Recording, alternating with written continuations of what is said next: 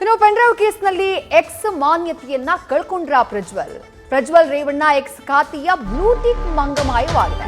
ಕೆಲ ದಿನಗಳ ಹಿಂದೆ ಇದ್ದಂತಹ ನೀಲಿ ಬಣ್ಣದ ಟಿಕ್ ಮಾರ್ಕ್ ಈಗ ನಾಪತ್ತೆಯಾಗಿದೆ. ವೆರಿಫೈಡ್ ಖಾತೆಗಳಿಗೆ ನೀಡುವಂತಹ ಬ್ಲೂಟಿಕ್ ಮಾರ್ಕ್ ಏನಿದೆ ಅದು ಈಗ ಪ್ರಜ್ವಲ್ ರೇವಣ್ಣ ಖಾತೆಯಲ್ಲಿ ಕಾಣಿಸ್ತಾ ಇಲ್ಲ. ಇದಕ್ಕೆ ಯಾವುದೇ ಕಾರಣ ಸದ್ಯ ಟ್ವಿಟರ್ ಅಥವಾ ಎಕ್ಸ್ ಖಾತೆ ಕೊಟ್ಟಿಲ್ಲ. ಬಟ್ ಪ್ರಜ್ವಲ್ ರೇವಣ್ಣ ಅವರ ಖಾತೆಗಿದ್ದಂತಹ ಆ ವೆರಿಫೈಡ್ ಮಾರ್ಕ್, ಆ ಬ್ಲೂ ಟಿಕ್ ಮಾರ್ಕ್ ಸದ್ಯ ಕಾಣೆಯಾಗ್ಬಿಟ್ಟಿದೆ. ಅದನ್ನ ರದ್ದುಗೊಳಿಸಲಾಗಿದೆ.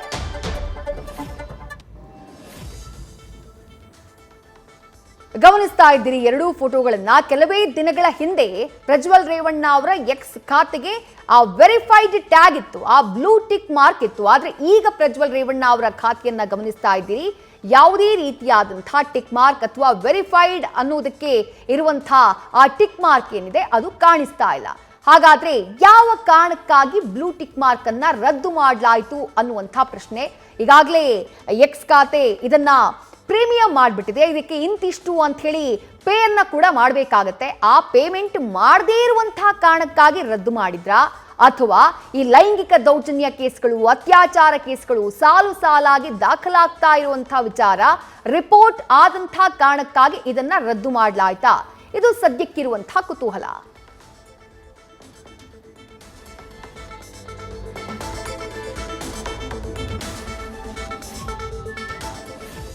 ಎಕ್ಸ್ ಖಾತೆಯಲ್ಲಿರುವಂತಹ ಬ್ಲೂ ಟಿಕ್ ಮಾರ್ಕ್ ಅನ್ನ ಕಳ್ಕೊಂಡಿದ್ದಾರೆ ಪ್ರಜ್ವಲ್ ರೇವಣ್ಣ. ಅದನ್ನ ಗಮನಿಸಿದ್ರೆ ನೀವು, ಆ ಎರಡೂ ಹಿಂದೆ ಇದ್ದಿದ್ದು ಆನಂತರ ಹೋಗಿದ್ದು ಎರಡನ್ನ ಕೂಡ ಅಬ್ಸರ್ವ್ ಮಾಡಿದ್ರಿ. ಕೆಲವು ಬಳಕೆದಾರರಿಗೆ ಈ ಬ್ಲೂ ಟಿಕ್ ಅಂದ್ರೆ ವೆರಿಫೈಡ್ ಅನ್ನೋದಕ್ಕೆ ಸಾಕ್ಷಿಯಾಗಿ ಈ ಬ್ಲೂ ಟಿಕ್ ಅನ್ನ ಎಕ್ಸ್ ಕಂಪನಿ ನೀಡ್ತಾ ಇದೆ. ಇದೇ ಮಾದರಿಯಲ್ಲಿ ಪ್ರಜ್ವಲ್ಗೂ ಕೂಡ ಬ್ಲೂ ಟಿಕ್ ನೀಡಲಾಗಿತ್ತು. ಇದೀಗ ಯಾವುದೇ ಕಾರಣ ನೀಡದೆ ಏಕಾಏಕಿ ಆ ಬ್ಲೂ ಟಿಕ್ ನ ರದ್ದು ಮಾಡಲಾಗಿದೆ. ವೆರಿಫೈಡ್ ಟ್ಯಾಗ್ ಅನ್ನ ರದ್ದು ಮಾಡಲಾಗಿದೆ.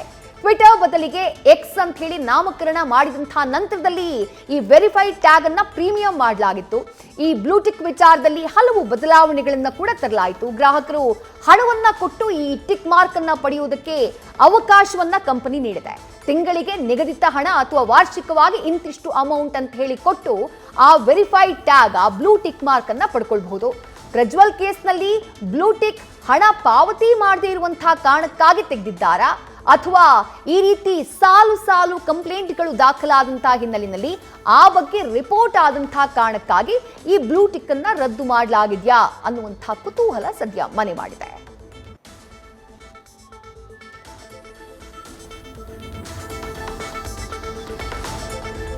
ಒಂದ್ ಕಡೆ ಪ್ರಜ್ವಲ್ ರೇವಣ್ಣ ಅವರನ್ನ ವಿದೇಶದಲ್ಲಿ ತಲೆಮರೆಸಿಕೊಂಡಿದ್ದಾರೆ. ಅವರನ್ನ ಕರ್ಕೊಂಡು ಬರೋದು ಹೇಗೆ ಅನ್ನೋದ್ರ ಬಗ್ಗೆ SIT ಅಧಿಕಾರಿಗಳು ತೀವ್ರ ವಿಚಾರಣೆಯನ್ನ ಮಾಡ್ತಿದ್ದಾರೆ, ತೀವ್ರ ಪ್ಲಾನಿಂಗ್ ಅನ್ನ ಮಾಡ್ತಿದ್ದಾರೆ. ಹೇಗೆ ಕರ್ಕೊಂಡು ಬರಬಹುದು ಅಂತ ಹೇಳಿ. ಯಾಕಂದ್ರೆ ಸಾಲು ಸಾಲು ಪ್ರಕರಣಗಳು ದಾಖಲಾಗಿದೆ. ಎಲ್ಲವೂ ಕೂಡ ಬಹುತೇಕ ಪ್ರಕರಣದಲ್ಲಿ ಪ್ರಜ್ವಲ್ ರೇವಣ್ಣ ವಿರುದ್ಧ 376, 376(2)(n ಈ ರೀತಿಯಾದಂತಹ ನಾನ್ ಬೇಲೆಬಲ್ ಸೆಕ್ಷನ್ಸ್ ದಾಖಲಾಗಿರುವುದು. ಹಾಗಾಗಿ ಪ್ರಜ್ವಲ್ ರೇವಣ್ಣ ಅವರನ್ನ ವಿದೇಶದಿಂದ ಅರೆಸ್ಟ್ ಮಾಡಿ ಕರ್ಕೊಂಡು ಬರಬೇಕು, ಪ್ರಕರಣಕ್ಕೆ ಸಂಬಂಧಪಟ್ಟ ಹಾಗೆ ಅವರನ್ನ ವಿಚಾರಣೆಗೆ ಒಳಪಡಿಸಬೇಕು ಅನ್ನುವಂತಹ ಆಗ್ರಹ ಇದೆ.